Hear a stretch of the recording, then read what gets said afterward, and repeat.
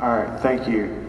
At this time, it is 9:09 p.m. We are already over schedule, but with our panelists being here, I'll ask them to make one final statement, 1 minute or less. We'll go this way from Margo, this way.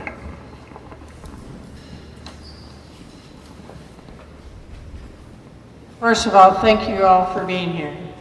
The reality of it is that what gets paid attention to in any community is what the community demands be paid attention to.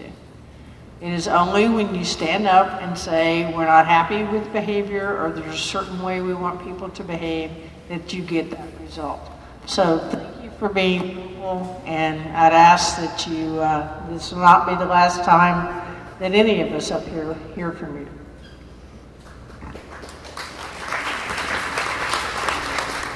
We need your help. Let's talk to the Lake people on our city council and our DA's office, our county commissioner's court, who care about people. If they don't care about people, you will never solve this problem. We pay these folks good salaries, they get nice vacations, but where are they? This is not where the fight's taking place. Until the budget reflects our concerns on economic inequality and a corrupt criminal justice system to address those things, you can't have trust. So hold these folks up here accountable and elect folks who care about folks, irregardless of race, creed, and religion.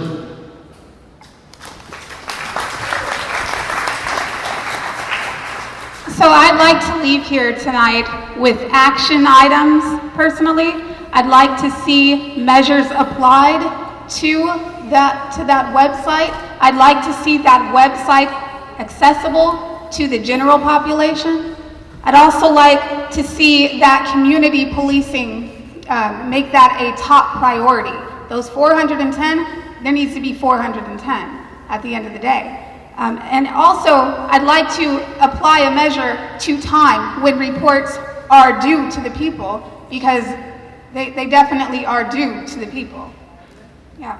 So, and then I'd also like to end off with saying that survey and how we're getting these numbers and finding that we do have an overall great satisfaction rate, we're satisfied with the work of the police.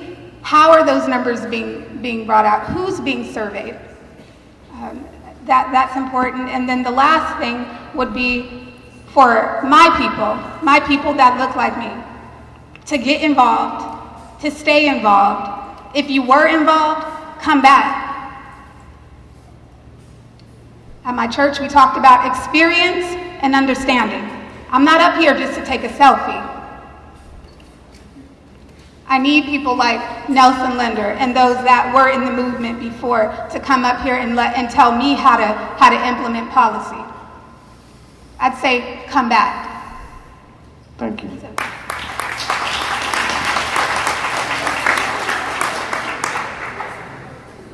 Thanks for the opportunity to be able to be here and participate tonight. We live in a city where everyone deserves and needs to have the opportunity to feel safe. That's everybody in this city. And when anybody in this city or any group of people in this city don't feel safe, then that's an issue and a challenge for all of us. And that's why we have a meeting like this. That's why we start moving in the budget toward accountability measures. The question of who it is that is accountable for this situation. Well, everybody up here is accountable, because everybody up here is part of what it is that's happening here. You have the monitor up here. You have the head of civic organizations in this town.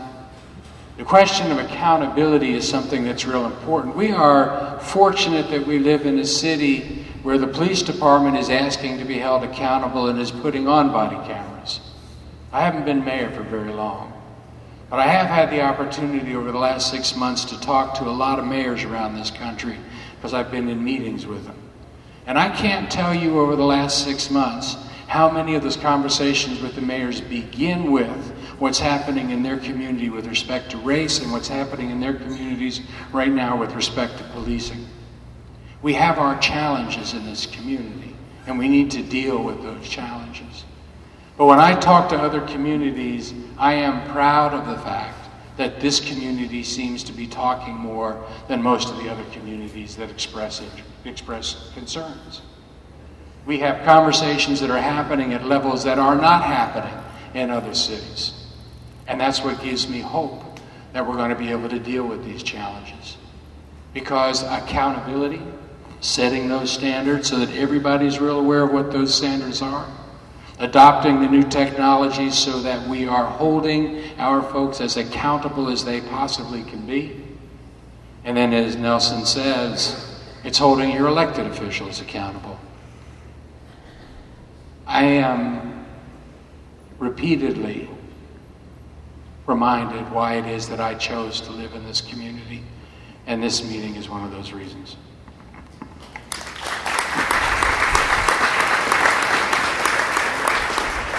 Thank you so much for being here tonight. My heart is warmed by the number of people who showed up to have a civil conversation about what we can do to keep Black men safe in this community and all people safe in this community. I grew up on 815 East 11th Street, right across the street from where the Franklin's barbecue is. And so I walked the streets of 11th and 12th Street, and I knew all of the police officers in my neighborhood. And I knew if they looked at me funny that I needed to stop doing what I was doing. We have to get back to where people know who the officers are who keep the peace, not law enforcement. And I know that's a subtle change in what we call people, but they were peace officers.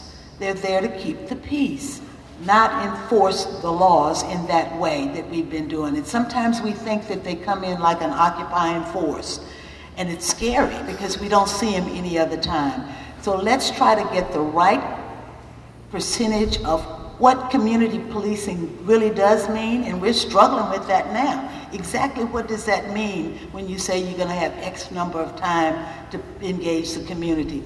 And once we get that straight, then I think we will definitely support community policing, but we've got to know that they're out meeting the people, talking to the folks on 12th Street, the folks on 13th that they moved off of 12th Street, who just took up residency on 13th Street. So we're going to try to get it right, and with your help, we will.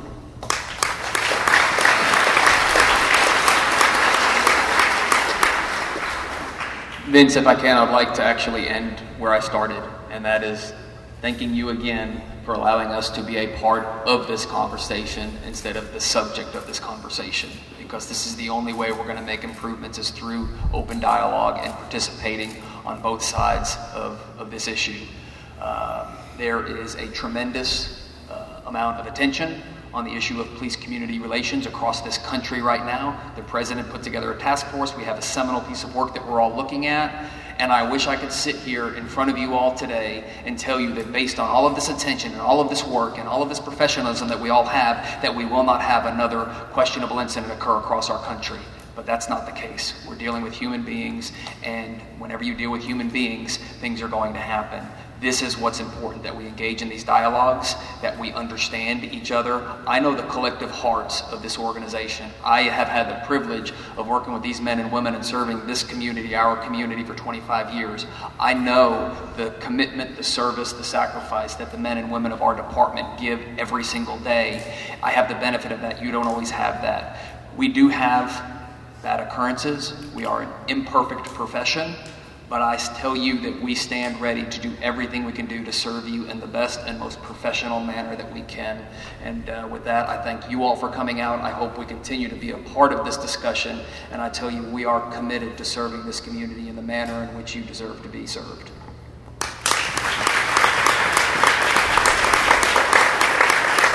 And let me close where I began as well in regards to the Larry Jackson case. Please say a prayer for the Jackson and Mercer family, who have gone through hell and held their head up very high and stayed strong. And please say a prayer for justice in this case. This is going to be a historic criminal trial when Senior Detective Charles Kleiner goes on trial for the manslaughter of Larry Jackson, and justice must prevail. If he walks on this case, it will be a horrendous moment in the history of this city. So get involved. all speak up and say a prayer for justice. Thank you, Adam. How about a round of applause for our outstanding panelists?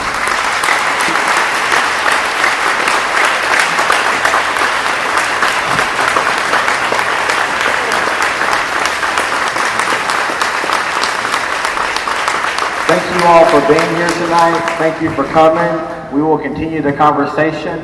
Everyone be out, be safe, have fun. Thanks.